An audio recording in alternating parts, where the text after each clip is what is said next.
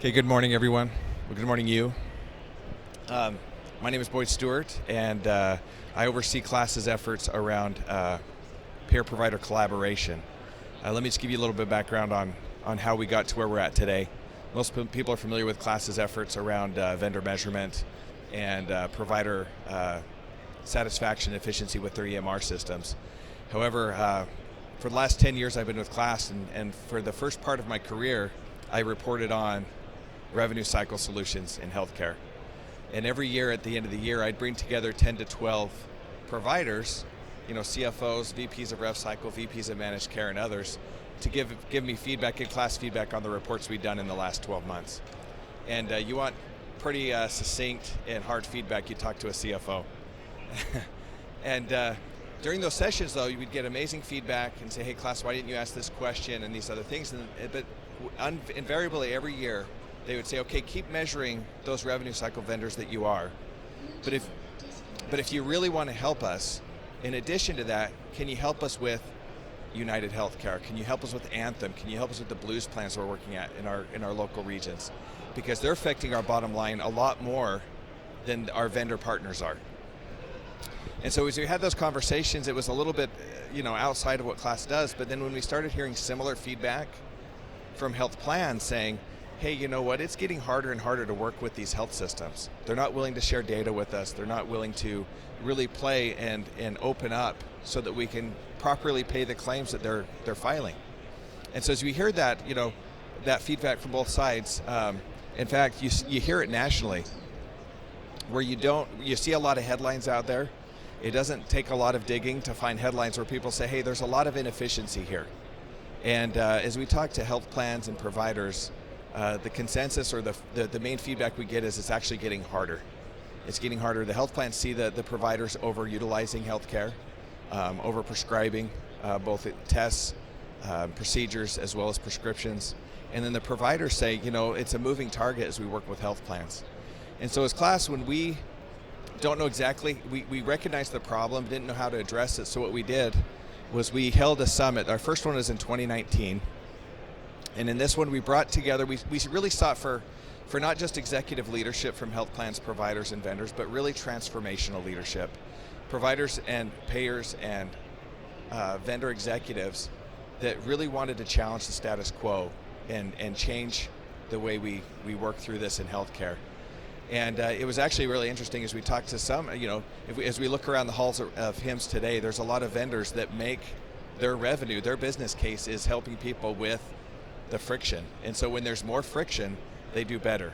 And so as we really had to sift through those vendor executives and bring together the ones that really wanted to change it, even though their companies were built on that friction now, seeing that there is possibility for more value and benefit they could drive for healthcare in the US by changing that.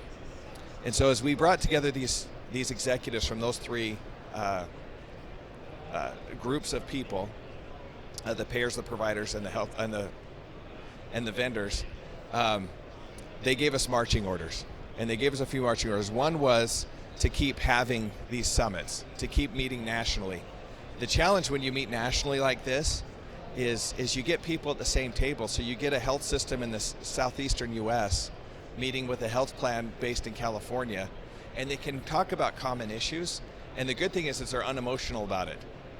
That's not their health plan, and that's not their provider. So the challenges they're expressing are very common, but they're not ones that they're affecting each other. They're not at odds with each other specifically. But there's value at bringing together people regionally. So one of the things that we're doing now is actually bringing together people where we facilitate, act, measure, and report. And what this means is we bring together several health systems and a health plan to really discuss some of the needs and challenges that they specifically have and are working through. And the reason CLASS can come through and do this is we measure initially before we convene, get their feedback, bring them together, and then we dilute it down to the most important things. It's hard because a lot of times when a payer and provider get together, the elephant in the room is the unpaid claims. They're sitting on an inventory of sometimes tens of millions of dollars of unpaid claims. That's the conversation 100% of the time. And the challenge is that the reality is a lot of the issue here isn't a gap in technology, it's not a gap in innovation, it's a gap in trust, it's a gap in transparency and relationship. And so as we come through and measure, we're going to help them prioritize what to act on. And when they do that, we're really trying to filter down to the things that benefit both parties. There's a lot of times activities and decisions are made to benefit one party or the other, and the other feels victimized or that there's data weaponized against them. So as they act in those common interests, we will then measure and then report back, and then possibly even facilitate again as they pivot and review. So this can go on and on as they try to do this. It's been interesting as we watch this. A lot of the first initial solutions focus on a single patient type. So if you think about that, a single patient type, if your health system with a single payer that may represent 18 to 20% of their patients, seems really, really small.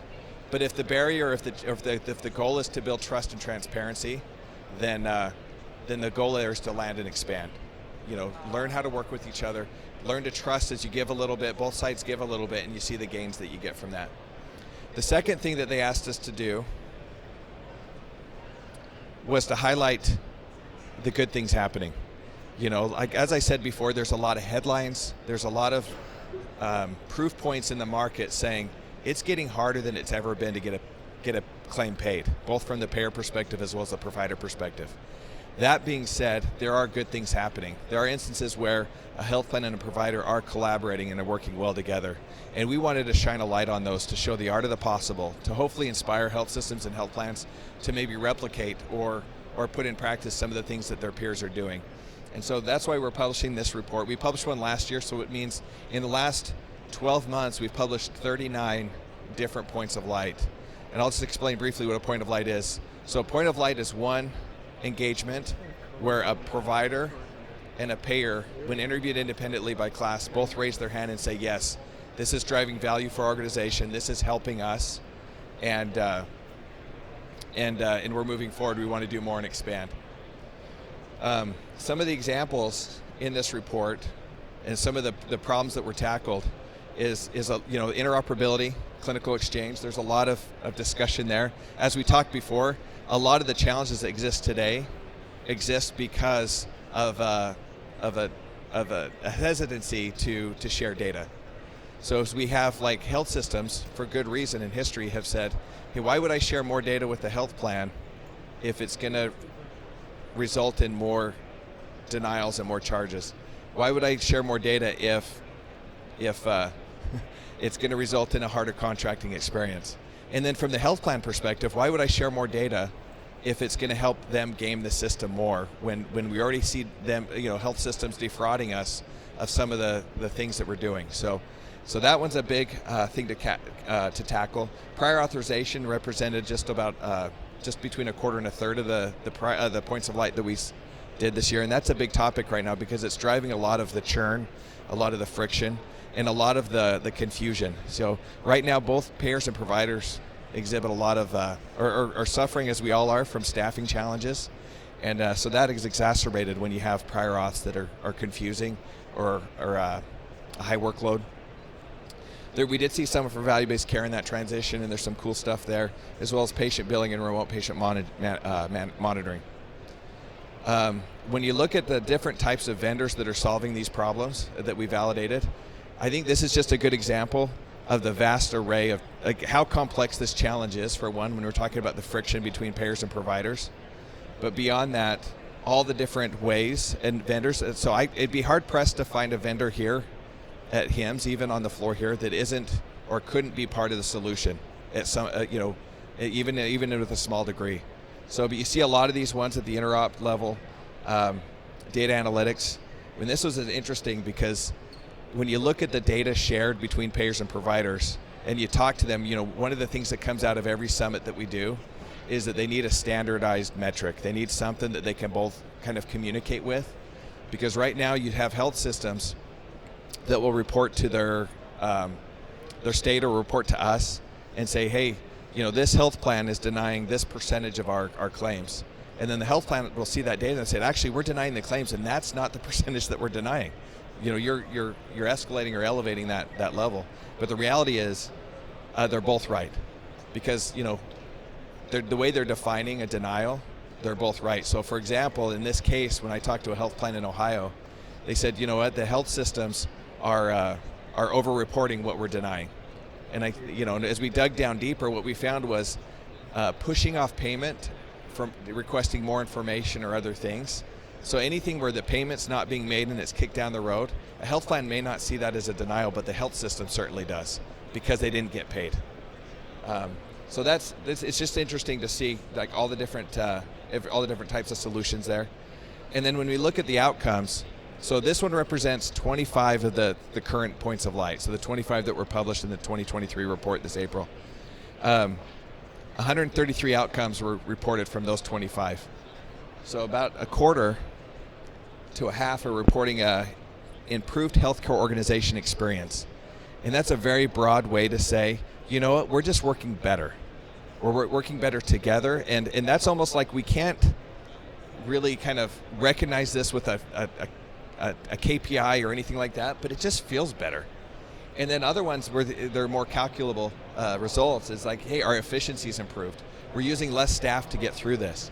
Other ones is our processes are improving, and because a lot of times what we've seen is solutions come in, and it's such an inefficient process that we have, and a lot of times solutions will come in and say, well, let's make that inefficient solution easier.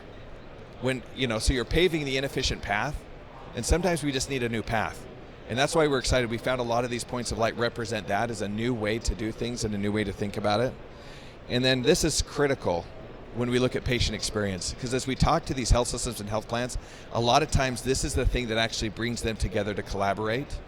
Because it's interesting, when we look at quality metrics, since we've started reporting on those nationally to the government, we've gotten better.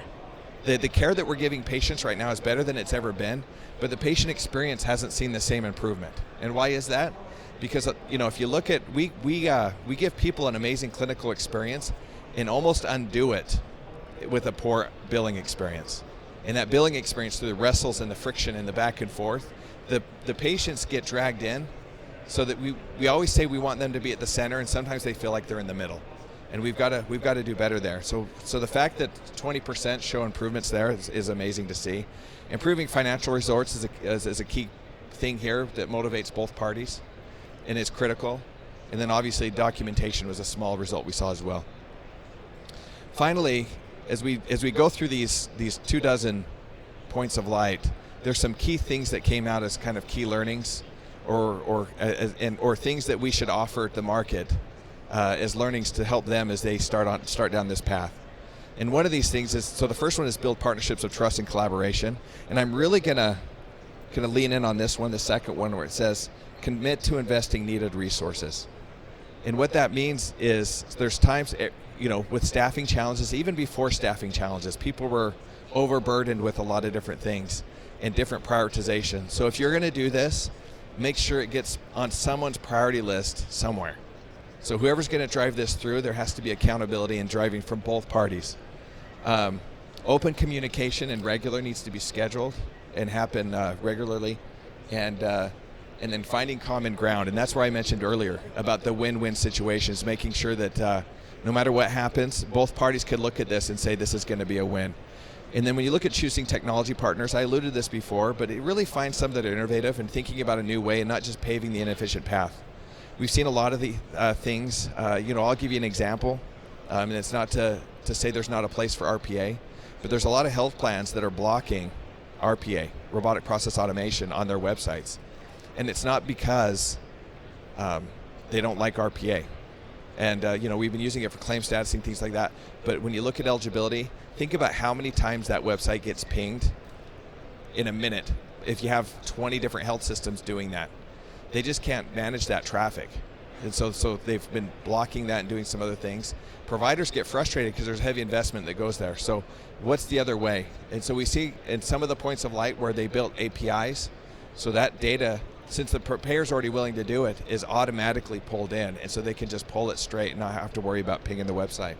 So looking for something that's sustainable and scalable, and that's going to happen by collaborating.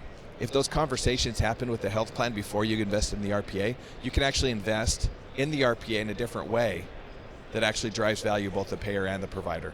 So it's just it's the communication. Create the groups and governance structures necessary for success. This is critical because a lot of times as we've met with people who have a C in their title, a C-level person from both organizations, and as they go down the path, they realize that those people aren't empowered to pull levers. So they can have strong opinions, they can agree, they can kind of go all the paths where they say, hey, this is the way we solve this. But if parties involved don't have the levers or they are empowered to pull the levers that need to be pulled, then it's wasted time. And we say that quite often in some of these organizations, because some of these, specifically on the payer side, are large, complex, they're regionalized. There's a lot that goes into that. So as you start down this path, make sure before you get too far to make sure that whatever happens can happen. And then finally, utilizing data to drive improved outcomes. This is critical because it's that feedback afterwards, and that's where we're trying to work with health plans and providers as well, is to provide this part or part of this where we can come back and say, yes, this is working, or no, it's not, or it's working for one party and it's not working for the other. And then the real thing that we saw in these points of light is to start small. And it can be a little frustrating because there's heavy investment in that little small piece.